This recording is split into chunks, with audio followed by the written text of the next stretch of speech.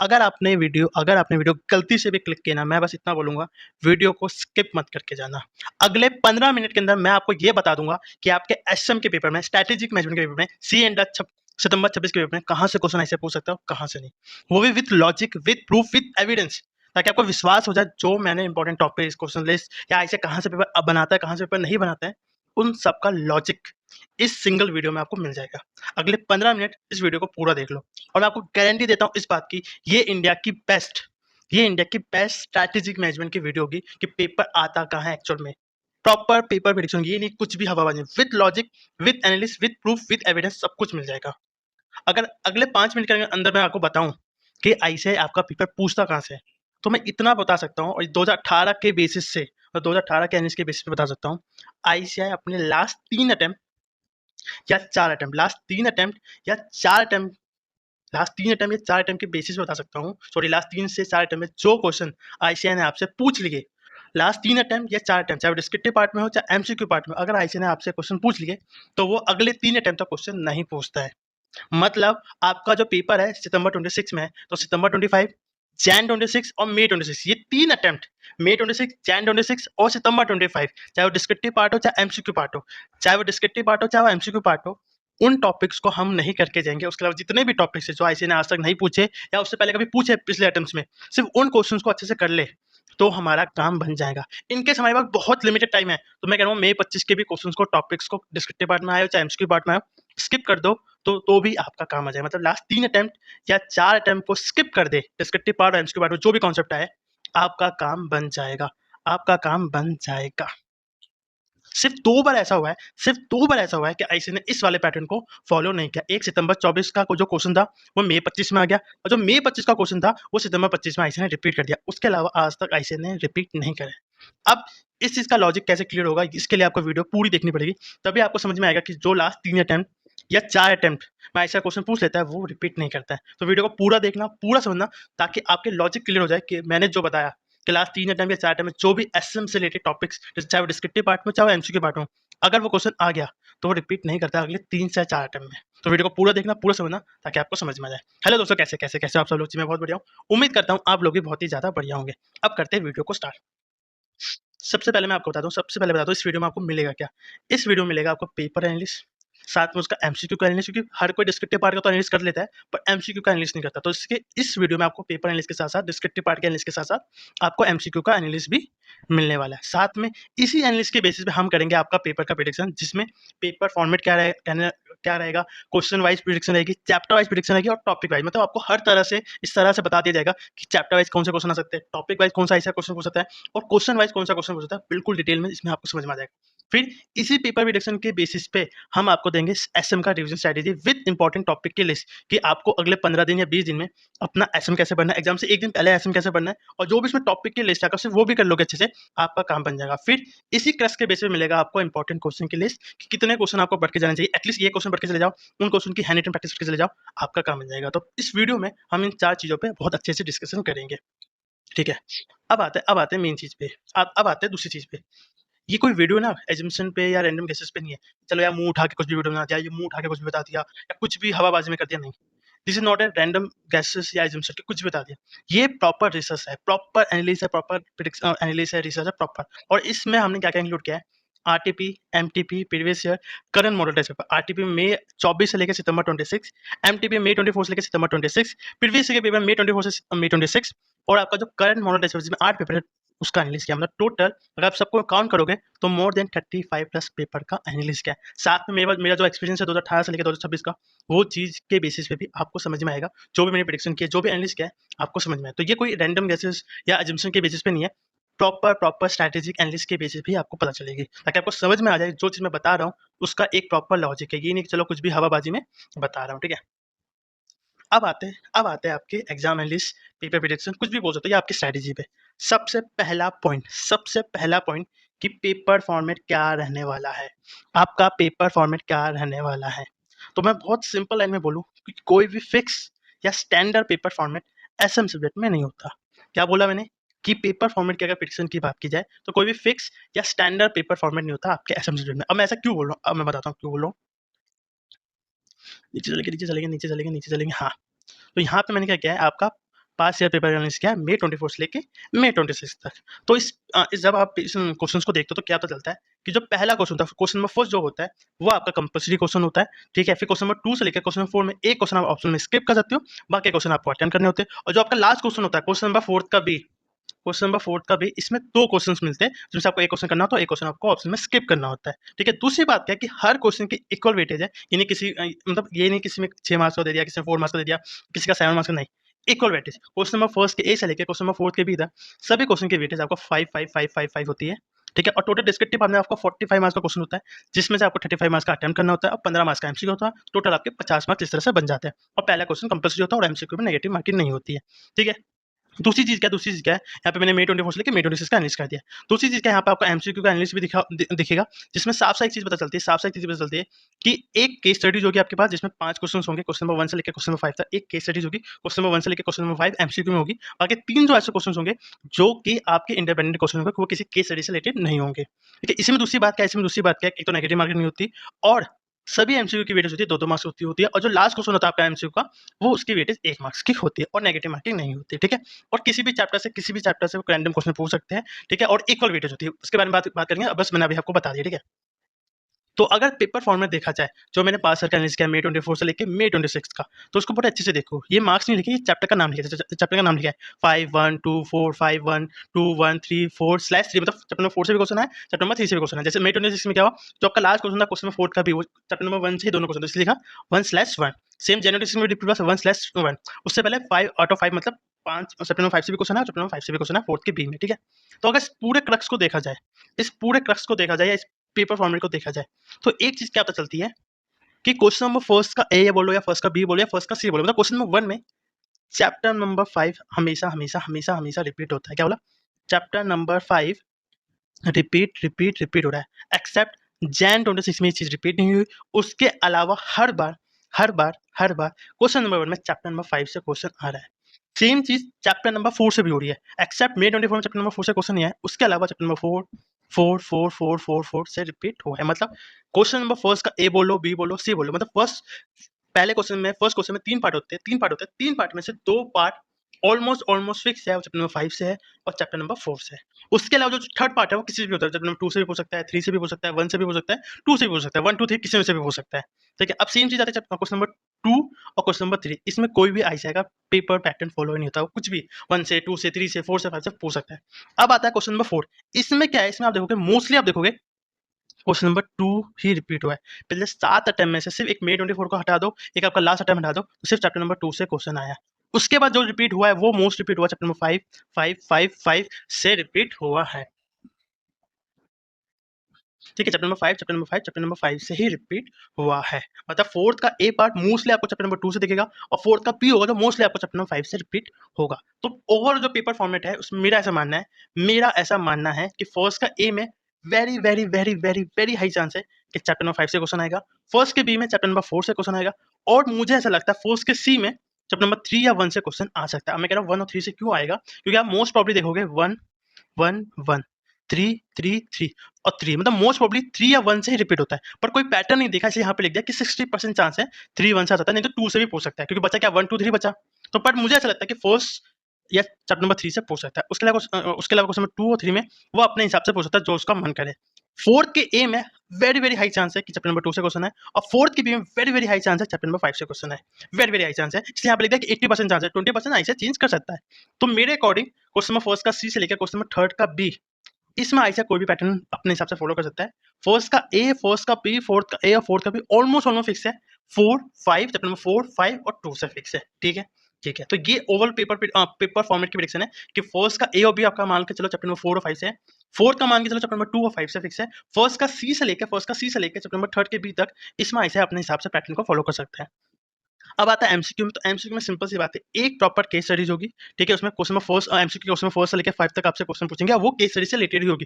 बाकी 3 क्वेश्चन होंगे वो आपके इंडिपेंडेंट क्वेश्चन होंगे और किसी भी चैप्टर से होते हैं। और सेम यहाँ पे भी एक केस स्टडीज तो होगी पर वो किसी एक चैप्टर से लिंक नहीं होगी, वो अलग अलग। जैसे मैं चैप्टर नंबर 1 आ गया, यहाँ पे 2 पूछे, यहाँ पे 4 पूछे, यहाँ 5 पूछे, यहाँ पे अगेन चैप्टर नंबर 5 से क्वेश्चन पूछ दिया। मतलब केस स्टडीज एक होगी पर जो उसके क्वेश्चन होंगे वो अलग अलग चैप्टर से होंगे। तो ये थी आपकी पेपर फॉर्मेट की प्रिडिक्शन। क्या बताया? पेपर फॉर्मेट की पेपर फॉर्मेट की प्रेडिक्शन यहाँ पे लिख दिया है कि कोई भी स्टैंडर्ड पेपर फॉर्मेट नहीं है, बट हाई चांस है कि फर्स्ट का ए या फर्स्ट के सी में चैप्टर नंबर 5 और 4 से देखने बोले, और फोर्थ के ए में चैप्टर नंबर 5 से देखे, क्योंकि इसके ज़्यादा चांस है। बाकी फर्स्ट का सी में हो सकता है फर्स्ट और 3 से क्वेश्चन आ जाए, चैप्टर नंबर 1 और 3 से आ जाए, और फोर्थ के ए या बी में चैप्टर नंबर 2 से ज़्यादा क्वेश्चन आने के चांस है। और एमसीक्यू में बताया दिया कि एक केस स्टडी जाएगी, 3 इंडिपेंडेंट क्वेश्चन होंगे और किसी भी चैप्टर से आ सकते हैं। तो ये थी आपकी पेपर फॉर्मेट की प्रेडिक्शन, जो कि हमने पास्ट ईयर के एनालिसिस के बेसिस पे आपको बता दी है। तो पहला पॉइंट क्लियर हो गया कि पेपर फॉर्मेट है जिसमें वेरी वेरी हाई चांस है फर्स्ट का ए और बी में चैप्टर नंबर 5 और 4, फोर्थ के में आपके चैप्टर नंबर 5 से क्वेश्चन आएगा। बाकी 60% चांस मान के चलो कि क्वेश्चन फर्स्ट के ए में, फर्स्ट के ए बी सी में चैप्टर नंबर 3 और 1 से क्वेश्चन आएगा, फोर्थ के बी में चैप्टर नंबर 2 से, नहीं तो लास्ट 2 टाइम जो रिपीट हुआ है चैप्टर नंबर 1 भी आ सकता है। तो ये थी आपकी पेपर फॉर्मेट की प्रेडिक्शन। ठीक है, एक सेकंड रुकना, एक सेकंड।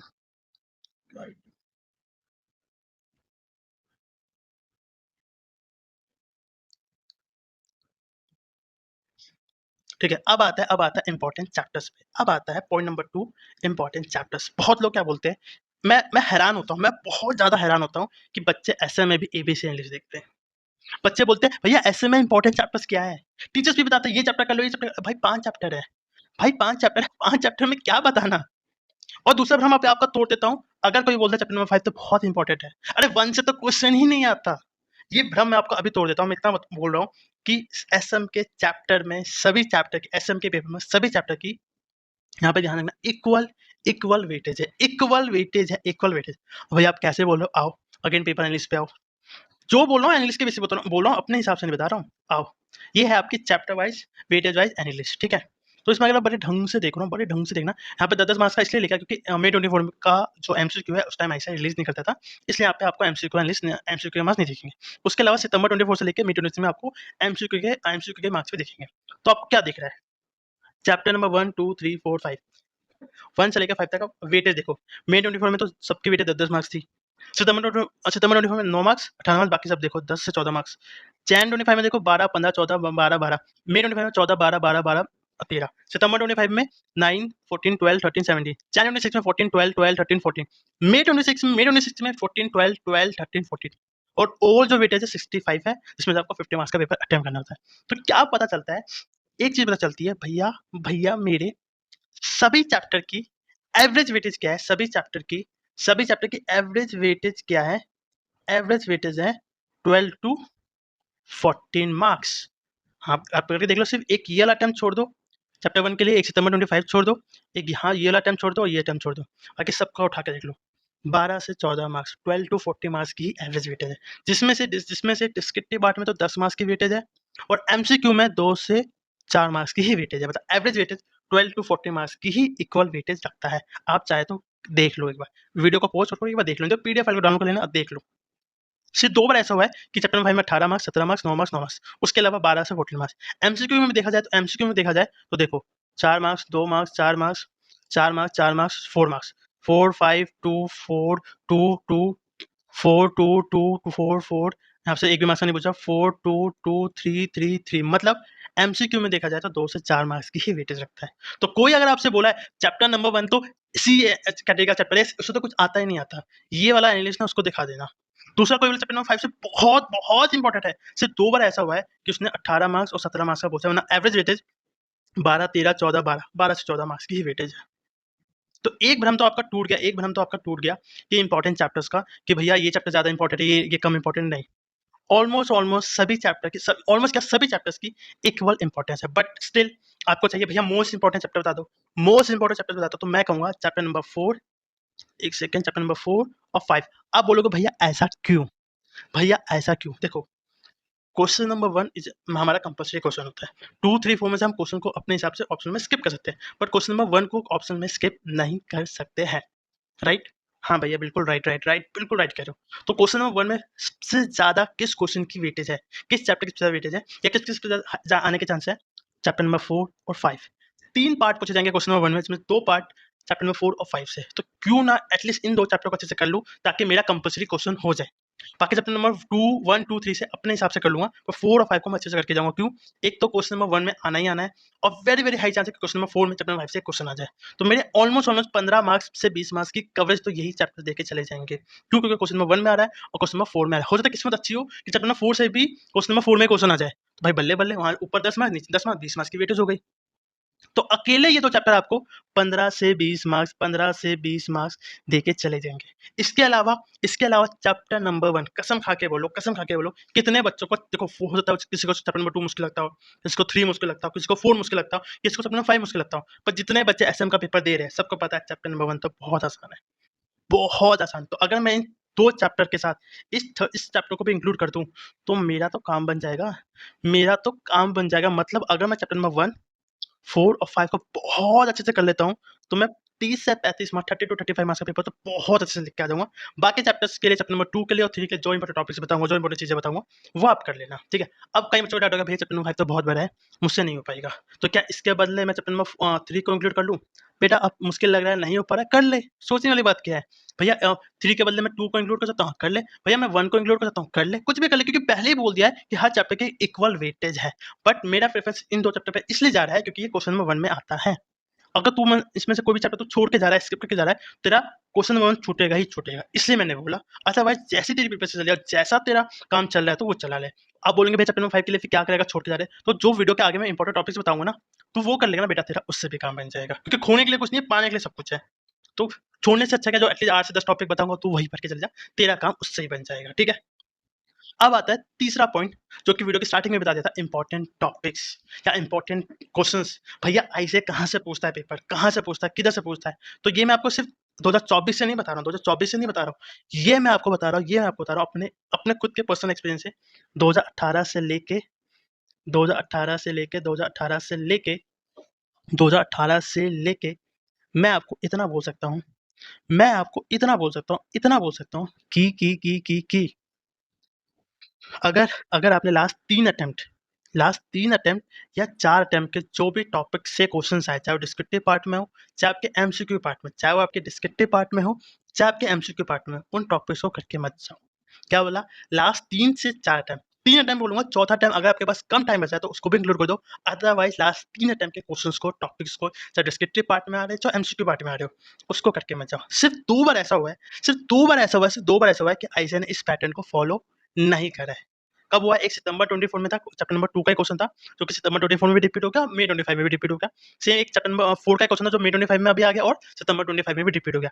उसके अलावा लास्ट 7 अटेम्प्ट में आईसीएआई ने डिस्क्रिप्टिव पार्ट में कुछ भी except this almost no repeat में रिपीट हुआ ही नहीं है। और ये मैं आपको डिस्क्रिप्टिव पार्ट और एमसीक्यू पार्ट दोनों के लिए बता रहा हूँ और इसका लॉजिक भी दे रहा हूँ, इसका एविडेंस भी दे रहा हूँ। बस इतना बताऊँगा कि सितंबर 25 जैन 26 मई 26 इसका करके मत जाओ, इसके टॉपिक करके मत जाओ। पर अगर कोई वीडियो बहुत एंड में देख रहा है, लास्ट में देख रहा है, उसके पास बिल्कुल टाइम नहीं है, उसको बिल्कुल समझ नहीं आ रहा, तो मई 25 को भी साथ में इग्नोर कर सकता है। मतलब मई 25 से लेके मई 26 के टॉपिक को इग्नोर कर सकता है। बट अगर आपके पास टाइम है और वीडियो आप टाइम पे देख रहे हो, तो इतना कहूँगा सिर्फ इन 3 टॉपिक को छोड़ के जाओ।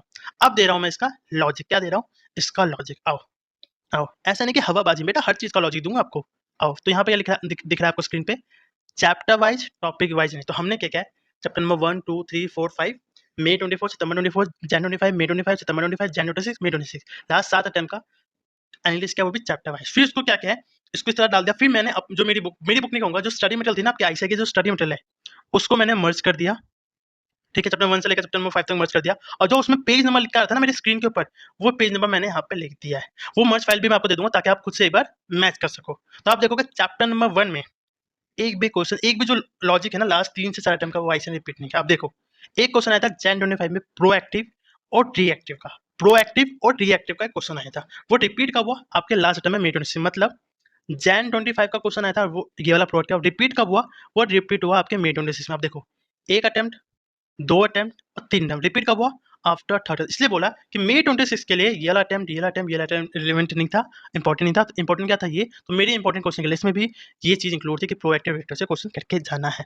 उसके बाद देखोगे सितंबर 24 में क्वेश्चन आया ऑब्जेक्टिव, प्रैक्टिस ऑब्जेक्टिव। सितंबर 24 में आया और रिपीट को हुआ जैन 26 में, मतलब 1 अटेम्प्ट, 2 अटेम्प्ट और 3 अटेम्प्ट रिपीट का हुआ 3 अटेम्प्ट। इसलिए बोला हूँ कि 3 अटेम्प्ट का आप लेके चलो।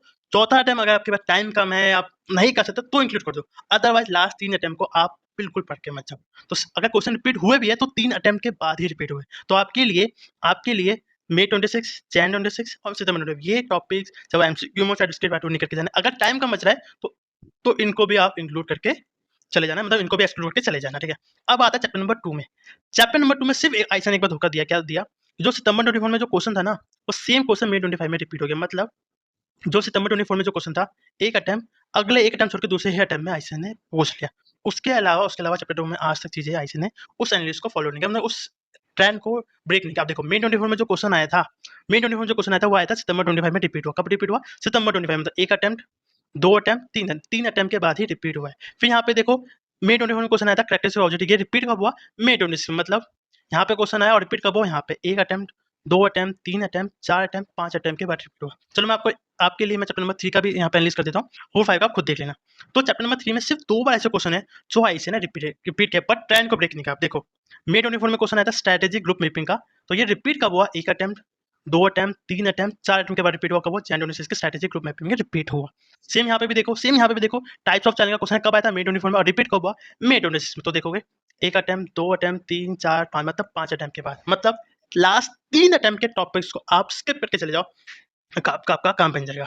उसी तरह से चैप्टर नंबर 4 में देखो, यहाँ पे मैं अलग से हाईलाइट करते हैं। हाँ, ये जो हाईलाइट देखोगे ना, ये ब्लैक कलर का, ये मई 24 में क्वेश्चन आ गया था, सितंबर 25 में। इसके अलावा जब भी चीजें रिपीट हुए हैं, तो आईसीएसई जो ट्रेंड है ना लास्ट 3 ना क्वेश्चन पूछने का, वो आईसीएसई ने यहाँ पे चैप्टर 4 में भी लिखने का। और चैप्टर नंबर 5 में तो सिर्फ एक ही बार ऐसा हुआ है जो क्वेश्चन मई 24 या सितंबर 25 में आया, वो आ चुका है। उसके अलावा आप देखोगे हर अटेम्प्ट में उसने नए क्वेश्चन ही पूछे।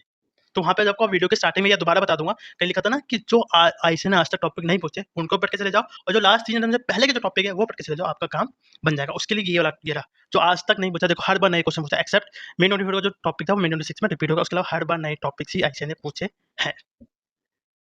ठीक है, अब आता भैया, ये तो डिस्क्रिप्टिव पार्ट में कोई भी बताता है, आप एमसीक्यू का भी बता दो। आओ एमसीक्यू में देखते हैं। ठीक है, तो यहाँ पे देखिए, यहाँ पे लिखा है एनालिस्ट के बोल लो या ट्रेंड बोल लो, फॉलो और नॉट कितने मार्क्स का? तो सितंबर 24 में, क्योंकि मई 24 तो आपका फर्स्ट टाइम था सीए इंटर का न्यू सिलेबस का, तो उसको तो हम लेंगे नहीं, हम लेंगे सितंबर 24 को, तो 15 में से 15 मार्क्स का।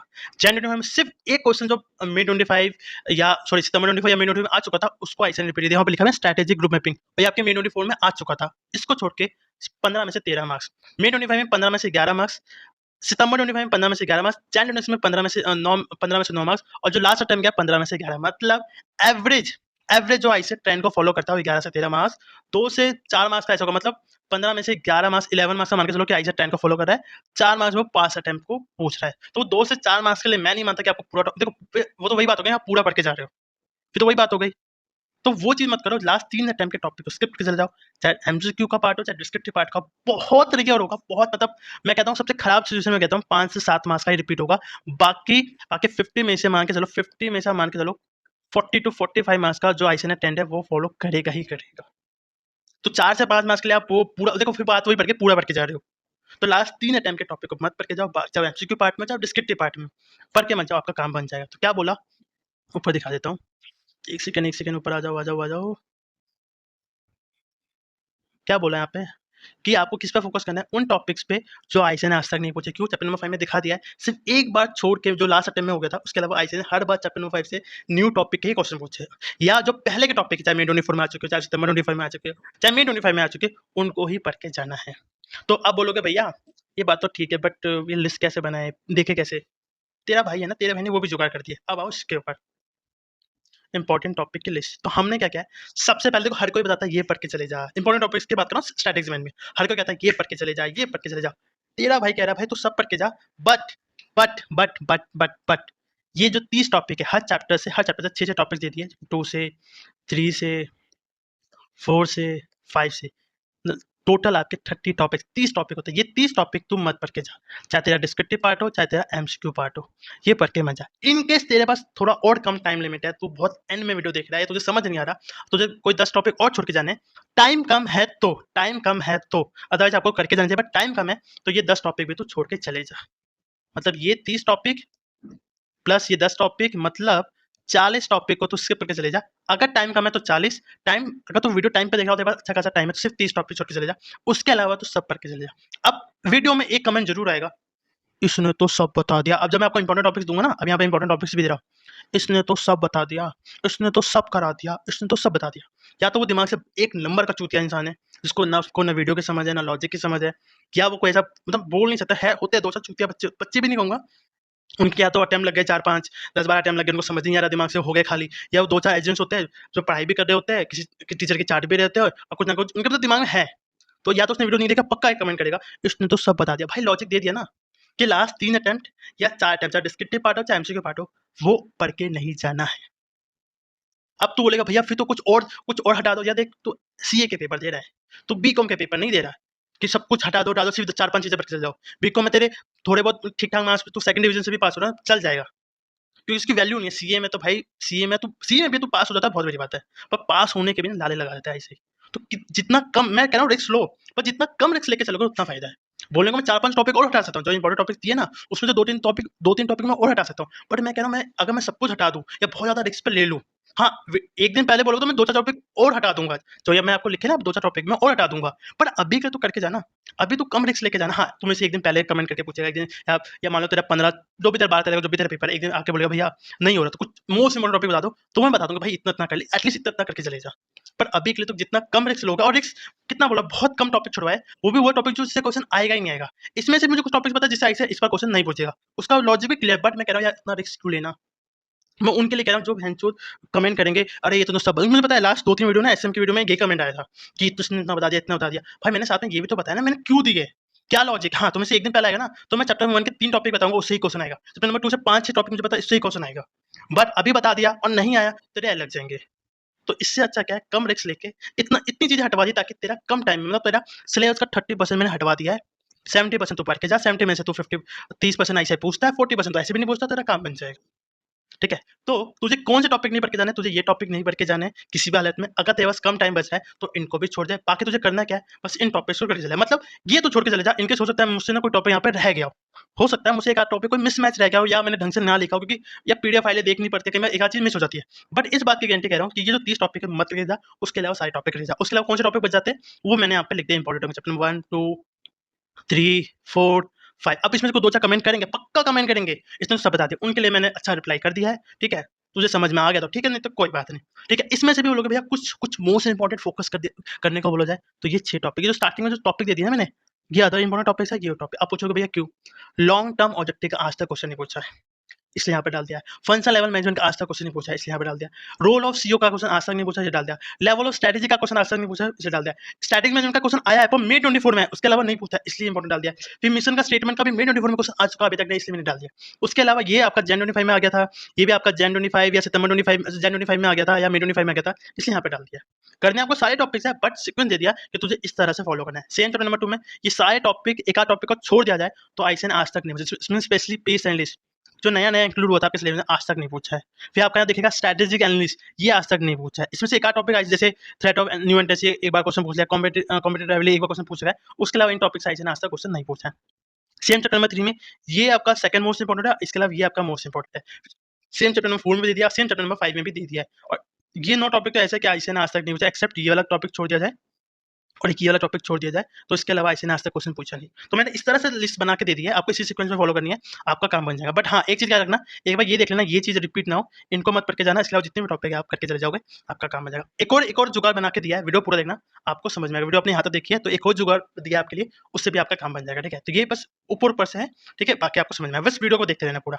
अब आता है पॉइंट नंबर 4 पे कि भैया अब क्या करें। तो भैया सिंपल सी चीज है, सिंपल सी बात है। 5 चैप्टर है, 2 चैप्टर तो अच्छे से करके चले जा, और 3 चैप्टर को जो इंपॉर्टेंट टॉपिक है ना वो पढ़ के चले जा। 2 चैप्टर तो मक्खन की तरह पढ़ के जा, और 3 चैप्टर तो ऊपर ऊपर चले जा। या बेस्ट कॉम्बिनेशन क्या है, चैप्टर नंबर 1 आसान है, हाँ भैया आसान है। 4 और 5 इंपॉर्टेंट क्यों है, ऑलरेडी बता दिया, ऑलरेडी तुझे बता दिया कि क्वेश्चन नंबर 1 में आने की हाई चांस है, इसलिए चैप्टर नंबर 4 और 5 इंपॉर्टेंट है, तो इनको अच्छे से करके चले जा, इंपॉर्टेंट टॉपिक करके चले जा। बाकी जो चैप्टर नंबर 2 और 3 है, जो इंपॉर्टेंट टॉपिक है सिर्फ उनको तो करके चले जाएगा, तेरा काम बन जाएगा। मतलब 1 4 5 इनको अच्छे से कर ले, जितने इंपॉर्टेंट टॉपिक्स बताया खुद से भी थोड़ा एक्स्ट्रा एफर्ट डाल के कर ले, और 2 3 में जितने इंपॉर्टेंट टॉपिक्स जिससे उसको करके चले जा, तेरा काम बन जाएगा। ये है बेस्ट कॉम्बिनेशन स्ट्रेटेजी मैनेजमेंट को एनालिस करना, वो पढ़ने का मैंने बता दिया कि 1 4 5 अच्छे से करके चले जा, इंपॉर्टेंट टॉपिक्स और अपनी तरफ से थोड़ा एफर्ट डाल ले, और 2 3 में जितने इंपॉर्टेंट टॉपिक्स दिए ना बस वो तो करके चले जा, तेरा काम बन जाएगा।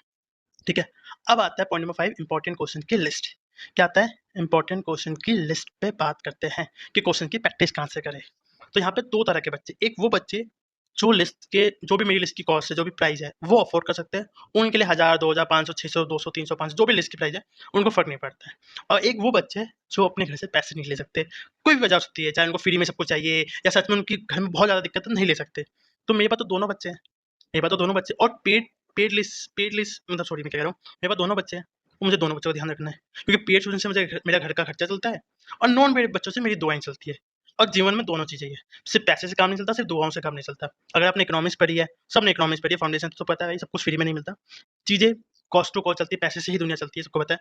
बट पैसे ही सब कुछ नहीं होते हैं, थोड़े बहुत पैसे कमा लो, थोड़ी बहुत दुआ कमा लो, आपकी ज़िंदगी अच्छी चलती है। तो मैं बस मैं पेड वाले बच्चों के लिए उतनी मेहनत करता हूँ, नॉन पेड वाले क्योंकि मुझे एक जगह से पैसे आ रहे हैं, दूसरी जगह से दुआएँ आ रही हैं और जब दोनों बच्चे पास होते हैं, तो बहुत अच्छी दुआएँ मिलती हैं। तो दोनों बच्चों का मैं ध्यान रखता हूँ, ये नहीं कि सिर्फ़ पेड नहीं, दोनों बच्चों के लिए, ठीक है? बट इम्पोर्टेंट क्वेश्चन की लिस्ट की जब बात हो ही रही है, तो एक छोटी-सी बात बता दूँ, आज सुबह-सुबह क्या हुआ 12-1 बजे, 2 बजे, एक बच्चे का मैसेज आया, 2 बच्चों का मैसेज आया सॉरी, एक किसी ने इम्पोर्टेंट क्वेश्चन ली थी और किसी ने टेस्ट और इत्तेफाक से दोनों का आस-पास ही मैसेज आया।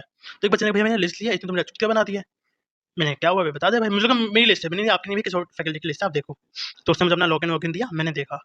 अब जैसे अभी एसएम की मैं बात कर रहा हूँ, भाई साहब मैं बस फैकल्टी का नाम नहीं लेता हूँ। ₹1 की भी मेहनत नहीं, स्टडी मेल के बैक क्वेश्चन ही छाप दिए। चलो यार क्वेश्चन तो मैं भी छापता हूँ, कहाँ से क्वेश्चन उठाएँगे? आरटीपी से, एमटीपी से, स्टडी मेटेरियल से इनसे क्वेश्चन छापेंगे। दिक्कत वो नहीं है, क्योंकि ऑब्वियसली हम आईसीएआई का क्वेश्चन उठाएँगे, हम सीएमए का, सीएस का, बीकॉम का, बीए का, एमबीए का क्वेश्चन तो लेंगे नहीं, हम तो अपने इंस्टीट्यूट का लेंगे। दिक्कत क्या है? दिक्कत है उसमें मेहनत ही नहीं की है। जैसे एक क्वेश्चन मैंने जो देखा एक्सपीरियंस कर्व, भाई ये अभी लास्ट 1-2 टाइम पहले ही तो क्वेश्चन आया है। तो लॉजिक तो लगा लेता, चलो या तो कहता है चल रिपीट हो जाता है। एक क्वेश्चन देखा जो जेन्युइन में आता है प्रैक्टिस ऑफ ऑब्जेक्टिव, वो क्वेश्चन तूने डाल रखा है। एफएम के क्वेश्चन देख रहा था, भाई इतने बच्चे वाले क्वेश्चन नहीं पूछता ऐसे एफएम में। भाई नहीं पूछता तो तूने लॉजिक क्वेश्चन दिया। ऑडिट में देखा एक क्वेश्चन जो आपके मेन यूनिवर्सिटी के जनरल यूनिवर्सिटी में आता है वो रिपीट कर दिया है। अब भाई नहीं करता, ऑडिट में भी लास्ट 2-3 अटेम्प्ट के क्वेश्चन ऐसे रिपीट नहीं करता।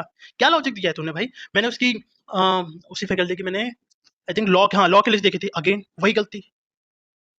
तो तेरे चक्कर में क्या होता है, तेरे से बच्चा लिस्ट लेता है, उसका चूतिया करता है, उसकी ऐसे-तैसे होती है, तो उस चक्कर में मेरे मेरे से या बाकी फैकल्टी जो अच्छा काम कर रही है, मेहनत कर रही है, वो बदनाम हो जाते हैं। एक और फैकल्टी ऑडिट की, उनको पता है अब मेरी क्लासेस नहीं चल रही, जितना उन्होंने पेड हुआ। अब क्या है, वो फैकल्टी ऑडिट को छोड़ के वो फालतू चीज़ का ज्ञान दे रहे हैं। पैसे तो कमा लिए, बच्चों को 7-8 8-10 साल बच्चों को लूट-लूट के बहुत पैसे कमा लिए और घंटा ऑडिट में कुछ पढ़ाते थे। अब वो चूतिया को काटे इंस्टाग्राम पे, मैंने तो 40 करोड़ की प्रॉपर्टी ली, मैंने तो 30 करोड़ की प्रॉपर्टी ले ली। और मेरे जो 2-3 दोस्त हैं जो मैं तो इंस्टाग्राम पे इतना एक्टिव नहीं हूँ, वो मुझे कहते हैं भाई ये क्या कर रहा है? मैं कह रहा भाई इसने पैसे कमा लिए, इसका टाइम आ चुका है, अब ये खिसक रहा है। तो ये 2-4 जो फैकल्टी है ना, जो बच्चों का 1 नंबर का चूतिया काटे, इंपॉर्टेंट क्वेश्चन के नाम पे, टेस्ट सीरीज़ के नाम पे, सब्जेक्ट के नाम पे, बिग 4 के नाम पे, इन सब के नाम पे, उससे बच्चों का लॉस हो रहा है, साथ में उन फैकल्टी का भी लॉस हो रहा है, जो जेन्युइन मेहनत कर रही है, हार्ड वर्क कर रही है। बस मैं उन फैकल्टी का कोई अगर ऐसी फैकल्टी वीडियो देख रही है, या बच्चे देख रहे हैं, प्लीज़ यार ऐसे लोगों से दूर रहो और अपने दोस्तों को, अगर मेरे से भी गलती हो तो मेरा नाम भी ले लो कि अजय भैया से गलती हुई, अजय गुप्ता से गलती हुई, अजय सर से गलती हुई, मत लो, ये बेकार है, चूतिया बनाते बोल दो। बस सबका नाम लो, जो भी गलत कर रहा है उसको बोलो। नहीं तो भाई ये 2-4 जो खराब फैकल्टी है ना, आपके अटेम्प्ट तो काउंट करवाती है, हम जैसे मेहनती फैकल्टी के लिए भी ऐसे-तैसे कराती है। बस मेरा मन तो करता है कई बार एक्सपोज़ कर दूँ, वीडियो बना दूँ, पर दिक्कत क्या है ना, एक बार वीडियो बना दूँ, फिर 2-4 वीडियो आती है, फिर बच्चों का ध्यान भटकता है और दूसरी गलती क्या है, इनके पास ना जिनके मैंने नाम लिए 2-4 नाम नहीं लिया, मैं तो बता रहा हूँ, जो 2-4 फैकल्टी की बात कर रहा हूँ मैं, इनके पास टीम है। ये भाई साहब व्हाट्सएप पे लिटरली मैंने देखा, जो व्हाट्सएप मेरा ग्रुप है, टेलीग्राम पे ग्रुप है, उसमें बच्चों को डीएम करते हैं, अनशन गालियाँ दे रहे हैं, भड़का रहे हैं, मतलब कुछ भी बोल रहे हैं। मैं दिखा सकता हूँ स्क्रीनशॉट, यूट्यूब पे स्पैम चला रहे हैं, गंदे-गंदे कमेंट कर रहे हैं, हैक करने की कोशिश कर रहे हैं। है भाई है बहुत, और कुछ तो ऐसी फैकल्टी जो आपकी शायद फेवरेट फैकल्टी भी है, वो लोग भी करते हैं, बट ठीक है, क्या करते दुनिया ऐसी है। अब आते हैं इंपॉर्टेंट क्वेश्चन लिस्ट पे, तो अगर मैं इंपॉर्टेंट क्वेश्चन की लिस्ट की बात करूँ, तो भई अब मार्केट में तो और भी लोग देते हैं। जो लोग देते हैं ना, वो कभी मैथ्स करके नहीं दिखाएँगे। अब वो दिखाते हैं रिव्यू। भैया आज के टाइम पे ना आप chat GPT, Google Gemini, Claude, किसी भी एआई मॉड्यूल पे जाओ, व्हाट्सएप पे एक मैसेज उनको एक प्रॉम्प्ट दो और उनको बोलो एक रिव्यू जनरेट करके दे दो। भाई रिव्यू जनरेट करके दे देगा। और आपको भी आता है, आपको नहीं आता? अगर आपको नहीं आता मुझे बताओ, मैं करके देता हूँ। मैं आपको ऐसे मैं ये भी मतलब अगर चैट लिखाओगे ना, मेरा यूपीएससी क्लियर हो गया, मेरा सीए में रैंक आ गया, ये सब आ गया, ये बना के दे दे, वो बना के दे देगा। तो मैं अपने चैनल पे बहुत कम रिव्यू डालता हूँ, मुझे पता है यार, मुझे पता है डाल के फ़ायदा नहीं है, क्योंकि जिस बच्चे को विश्वास करना है वो वीडियो देख के विश्वास करेगा, और 2-4 रिव्यू डाल देता हूँ, ज़्यादा नहीं डालता हूँ। क्योंकि मुझे पता है यार, जो बच्चा जेन्युइन बच्चा जो समझ गया रिव्यू तो फेक भी हो सकता है, और मैंने खुद उन फैकल्टी के रिव्यू को फेक रिव्यू पकड़े हैं। वो पता चलता है, चैट जीपीटी पे डालो, पता करो, पता देगा कि ये एआई जनरेटेड है या नहीं है। तो इसलिए डालता हूँ। मैं डालता हूँ proper evidence, video analyst, PDF analyst, ताकि बच्चा क्वेश्चन एनालाइज़ करे। तो मैं आपको एविडेंस दिखाता हूँ, लास्ट 4 अटेम्प्ट का एविडेंस दिखाता हूँ। May 26, एक सेकंड, एविडेंस। हुँ, अब आता है, मैं आपको एविडेंस दिखाता हूँ। सबसे पहले एविडेंस दिखाता हूँ, आपके लास्ट अटेम्प्ट May 26 का एविडेंस दिखाता हूँ। May 26 में जो आपका एसएम का पेपर था, एवरेज था पर थोड़ा-सा लेंथी था। एक्सट्रीम लेंथी तो नहीं बोलूँगा, कुछ को लेंथी लगा, पर मेरे अकॉर्डिंग थोड़ा-सा लेंथी, ज़्यादा लेंथी नहीं था। हमारी लिस्ट से आया था 50 आउट ऑफ 50 मार्क्स का लिस्ट पूरा, चाहे एमसीक्यू पार्ट हो, चाहे डिस्क्रिप्टिव पार्ट हो। बट अब आपका एक डाउट आएगा, भैया हर कोई बोलता है, आप भी तो बेवकूफ़ बना रहे हो। नहीं, मैं आपको एविडेंस दिखाता हूँ। मैंने क्या किया था, सुपर 30 जो बच्चों को फ्री लिस्ट देता हूँ ना, उसको मैं नाम बोलता हूँ सुपर 30 बोलता हूँ। सुपर 30 बोलता हूँ, ये नहीं कि उसमें 30 ही क्वेश्चन होते हैं, 40-50 क्वेश्चन, बट नाम मैंने सुपर 30 दिया है। वो लिस्ट मैंने बिल्कुल यहाँ पे 70 मार्क्स नहीं, यहाँ पे लगाना चाहिए था 30 प्लस मार्क्स। इसको मैं हटा देता हूँ।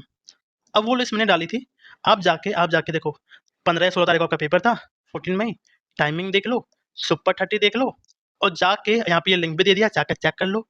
आपको दिख जाएगा सिर्फ 2 क्वेश्चन, एक क्वेश्चन नंबर 2 का बी भी मैंने ऐसे इंक्लूड नहीं करना चाहिए क्योंकि वो तो एक तरह से ऑप्शनल वाला क्वेश्चन था, स्टिल मैंने इंक्लूड कर दिया कि भाई नहीं था। एक 4th का है। इसके अलावा जितने भी क्वेश्चन थे आप जाकर देख लो। देखो चैप्टर नंबर 5 पेज नंबर 34 पे जाना, वहाँ पे मैंने 34 पेज नंबर पे टॉपिक लिख दिया कि ये क्वेश्चन था। फिर चैप्टर नंबर 3 में क्वेश्चन नंबर 1 या तो आपको पहले क्वेश्चन में दी जाएगा, नहीं तो क्या बोलते हैं, चैप्टर के एंड में देखिएगा मैंने सब्जेक्ट मिल के क्वेश्चन लिख दिए थे, तो या तो क्वेश्चन नंबर 1 वहाँ से होगा, नहीं तो सब्जेक्ट मिल के क्वेश्चन नंबर 1 वहाँ से डाल दिया था। चैप्टर नंबर 4 पेज नंबर 25 पे जाकर देख लेना, चैप्टर नंबर 2 क्वेश्चन नंबर 6 जाकर देख लेना, chapter number 2 question number 3, chapter number 3 question number 3, chapter number 1 question number 4 या क्वेश्चन नंबर 8 जाके देख लेना, आपको दिख जाएगा। इनके हिसाब से क्वेश्चन मैच नहीं कर रहा है, मुझे बता देना, मैं आपको मैच करा दूंगा। 4 से 5 क्वेश्चन तो मैच कराना, मैं आपको करा दूंगा। अब जाकर देख लो कि फ्री वाली लिस्ट में से भी 35 में से 30 मार्क्स का तो मैच हो गया। तो चलो ठीक है, 50 में से 50 नहीं, अब ये तो मानते हो ना कि 30 मार्क्स जब फ्री लिस्ट में से मैच कर गया, तो 5 से 10 मार्क्स एक्स्ट्रा वहाँ पे मैच कर ही करा होगा। चलो नहीं भी करा होगा, 30 मार्क्स का तो मैच कर गया ना आउट ऑफ 50 मार्क्स। स्टिल जब फ्री लिस्ट में से 30 मार्क्स का मैच कर गया, तो यार पेड लिस्ट में तो 50 आउट ऑफ 50 मैच करना ही था। और ये एविडेंस है लास्ट टाइम का। इससे पहले का दिखा देता हूँ, मैं आपको वीडियो भी दिखाता हूँ कि लास्ट जनवरी में वीडियो डाली थी। ये वीडियो आप लिंक पे, उसमें लगभग 8,000 प्लस व्यूज, जाके देख लेना। जितने क्वेश्चन बताए थे मैच कर गए थे। सेम वीडियो से इसकी लिस्ट भी जाके देख लेना। 2 वीडियो डाली थी, एक एग्जाम से एक दिन पहले डाली थी, एग्जाम से 2 महीने पहले डाली थी। तो ये वीडियो जाके भी देख लेना, आपको समझ में आ जाएगा। पीडीएफ झूठ हो सकती है, पर वीडियो तो झूठ नहीं हो सकती, वीडियो जाके भी आप देख लेना। फिर आता है आपका जनवरी 6, यहाँ पे भी क्वेश्चन की लिस्ट डाल दी है, ये डेट डाल दी है, जाके एक बार खुद ही मैच करके देख लेना। पेज नंबर भी लिख दिया, जाके देख लेना। फिर आप इससे पहले सितंबर 25 देख लेना। फिर सितंबर 25 में तो मैंने अगेन फ्री लिस्ट कर दी थी, तो वहाँ से भी देखो 35 में से 20 मार्क्स का आ गया था हमारी फ्री वाली लिस्ट में से, जाके वो देख लेना। सेम हाँ, ये किसकी थी? हाँ, ये मई 25 की है, तो मई 25 सितंबर 25 जाके आप देख लेना, विश्वास हो जाएगा। पहले पीडीएफ फाइल देख लेना, पीडीएफ फाइल से अगर विश्वास नहीं होगा, वीडियो देख लेना, आपको समझ में आएगा कि जितने क्वेश्चन चाहे पेड लिस्ट हो चाहे फ्री लिस्ट हो, एफर्ट वो उतने ही होते हैं, आप पास हो जाओगे। पेड लिस्ट तो हमेशा कहता हूँ 3 बार कर लेगा ना बच्चा, डेफिनेटली पास हो जाएगा। ठीक है? ऐसे में कितने क्वेश्चन हैं? ऐसे में टोटल आपके, अब मैं आता हूँ, ठीक है, अब इस पे नहीं आता है, अब आते हैं। तो आपको मैंने भरोसा के लिए मैंने एविडेंस दिखा दिया है, कि आप जाके खुद से एक बार चेक कर लो, आपको समझ में आ जाए कि भाई होता है या नहीं होता। अब आता है पेड लिस्ट, तो चलो बात करते हैं पेड लिस्ट की, फिर कहते हैं फ्री लिस्ट की। तो पेड लिस्ट में मैंने क्या टोटल दिया आपको 28 क्वेश्चंस। जो 28 क्वेश्चंस आपको पीडीएफ फाइल में मिलेंगे ना, उन क्वेश्चंस को आपको प्रैक्टिस करनी है। क्यों? हर एक क्वेश्चन को देखो, एक क्वेश्चन को ना ऐसे कितने वे में, 3-4 वे में ऐसे ना क्वेश्चन पूछे, तो 3-4 वे का मैंने दे दिया, उनके सॉल्यूशंस भी दे दिए। तो जो ये 28 क्वेश्चंस को ना, 28 क्वेश्चंस को आपको क्या करना है, बहुत 1 सेकंड रुक जाना। 1 सेकंड बैटरी चेंज कर दूँ।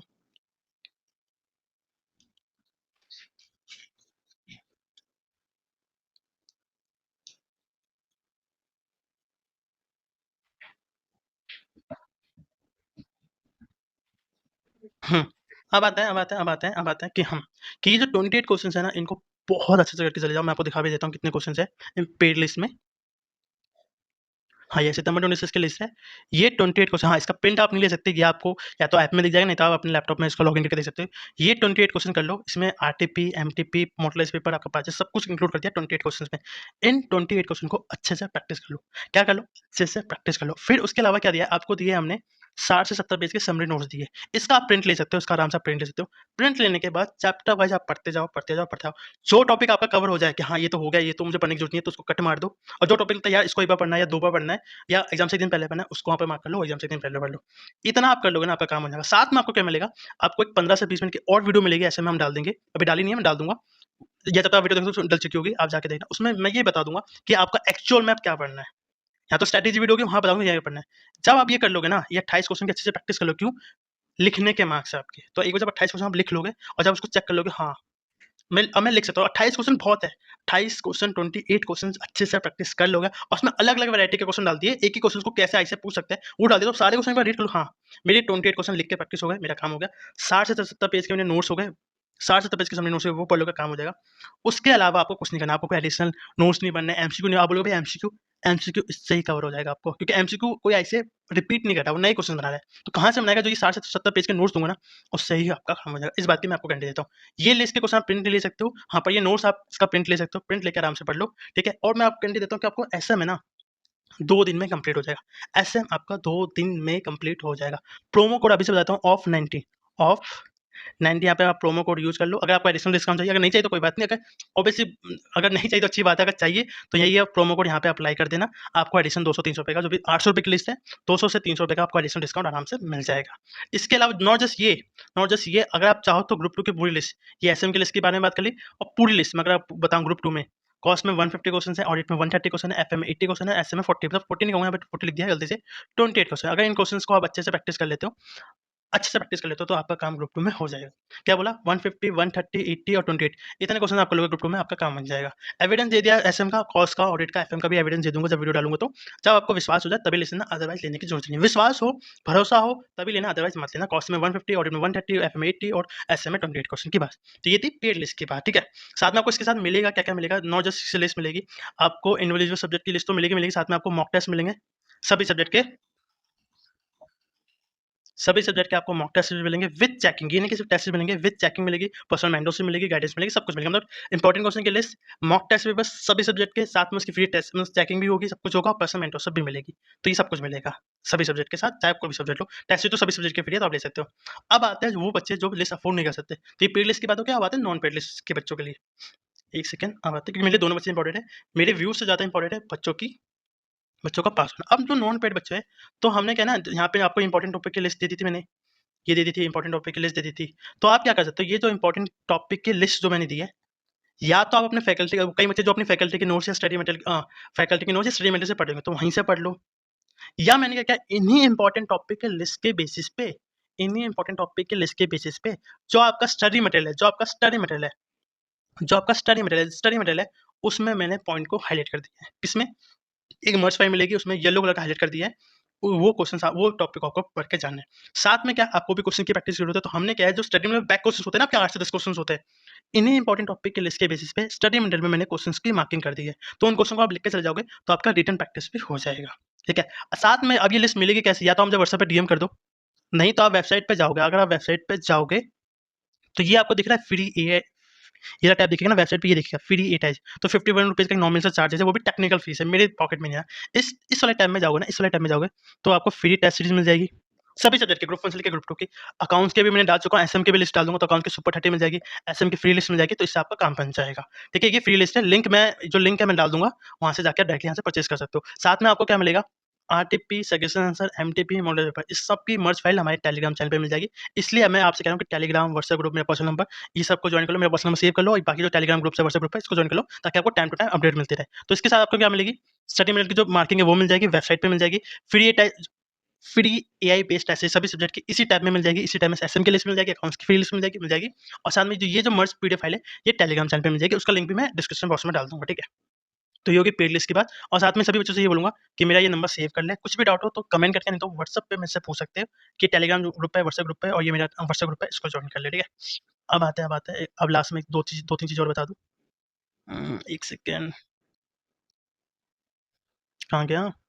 इतना ऊपर लिख देता हूँ ना, 1 सेकंड, हाँ, जो पेड स्टूडेंट्स हैं वो डायरेक्टली हमारे वेबसाइट से ले सकते हैं, ठीक है? उसका जो लिंक है वो डिस्क्रिप्शन बॉक्स में डाल दूँगा। जो नॉन पेड स्टूडेंट्स हैं वो उसका भी लिंक मैं डाल दूँगा। अगर वो आपको लिंक नहीं मिलता तो मुझे व्हाट्सएप कर देना, मैं आपको बता दूँगा कि व्हाट्सएप पे जाके free AI test series base में, उसमें सारे सब्जेक्ट की फ्री टेस्ट सीरीज़, एसएम की लिस्ट, अकाउंट्स की फ्री लिस्ट मैं डाल दूँगा। और जो पेड स्टूडेंट्स हैं वो डायरेक्टली जाके परचेज़ कर सकते हैं। ऑफ 90 का आप प्रोमो कोड लगाओगे एसएम में, अकाउंट की सब्जेक्ट में, आपको एडिशनल डिस्काउंट मिल जाएगा, ठीक है? ये वीडियो यहीं तक थी। अब लास्ट में 4-5 मिनट में आपका फाइनल समरी देता हूँ क्या-क्या चीज़ है कि पहला, अब आते हैं फाइनल समरी। पहला कि कोई भी फिक्स पैटर्न नहीं, बट हाँ, मोस्टली क्वेश्चन नंबर 1 में आपको चैप्टर नंबर 5 और 4 से क्वेश्चन दिखेगा। क्वेश्चन नंबर 4 में मोस्टली आपको चैप्टर नंबर 5 से क्वेश्चन देखने को मिलेगा। एमसीक्यू की बात करें तो एक केस स्टडीज क्वेश्चन है जिसमें 5 क्वेश्चन होंगे और 3 अलग-अलग आपको इंडिपेंडेंट क्वेश्चन मिलेंगे, कि वो किसी भी चैप्टर से हो सकते हैं। चैप्टर बाय टू पे देखा जाए, सारे चैप्टर इक्वली इंपॉर्टेंट है, बट अगर आपको बोला जाए कि मोस्ट इंपॉर्टेंट कौन सा चैप्टर है, चैप्टर नंबर 5, 4 और 1।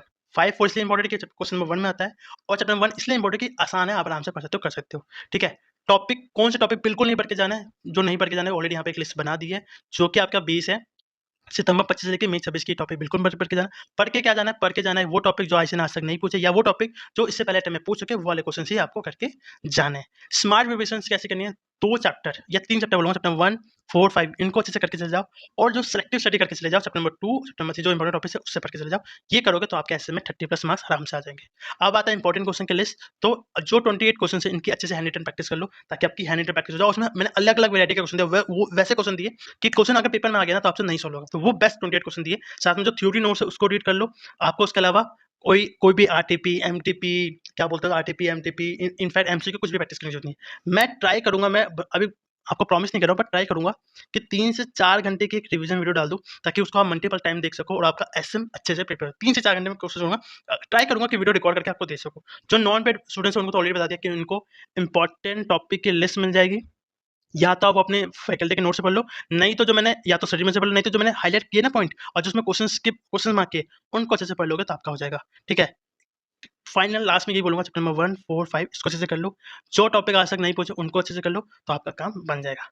अब वीडियो यहीं तक थी। अब वीडियो आपने यहाँ तक देख ही ली है, तो इतना बोल सकता हूँ कि मैंने हाँ, एक चीज़ जानने से पहले बता दूँ कि कल मैंने ना इसी वीडियो पे जब मैं वीडियो रिकॉर्ड कर रहा था, तो मैंने एक नहीं मैंने देखो मैं दिखाता हूँ 1, 2, 3, 4 मैंने 5 से 6 रिकॉर्डिंग की थी। 5 से 6 मतलब 3 से 4 रिकॉर्डिंग करी थी और मुझे लगा यार मज़ा नहीं आया। क्योंकि जब भी मैं वीडियो रिकॉर्ड करता हूँ, मैं खुद एक बार सुनता हूँ। अगर मुझे लग रहा है मुझे खुद को समझ नहीं आ रहा, तो बच्चों को कैसे समझ में आएगा? तो मैं इतनी मेहनत आप कहते हैं ना भैया वीडियो जल्दी लाओ, वीडियो जल्दी लाओ। ना लाने का एक ही रीज़न है कि जब तक वीडियो या जो भी टॉपिक, जो भी चीज़ दे रहा हूँ, मैं खुद को मतलब खुद सैटिस्फाई नहीं होता, तब तक वो चीज़ नहीं करता ताकि ताकि किसी बच्चे का अटेम्प्ट ना लगे, ताकि किसी बच्चे का अटेम्प्ट ना लगे। तो मैं इतनी मेहनत कर रहा हूँ और वीडियो अपने यहाँ तक देख ही ली है। तो बस 3 से 4 चीज़ें बोलूँगा, एक तो टेलीग्राम, व्हाट्सएप ग्रुप जॉइन कर लो। दूसरा ये बोलूँगा प्लीज़ वीडियो को लाइक कर दो, कमेंट कर दो, चैनल को सब्सक्राइब कर दो और हो सके तो अपने दोस्तों को वीडियो शेयर कर दो जिनका ग्रुप 2 के पेपर है, ताकि उनको भी फ़ायदा हो सके। तो वीडियो जब पसंद आएगी तो वीडियो को लाइक कर दें, कमेंट कर दें और चैनल को सब्सक्राइब कर दें। Thank you so much guys. Thank you so much guys.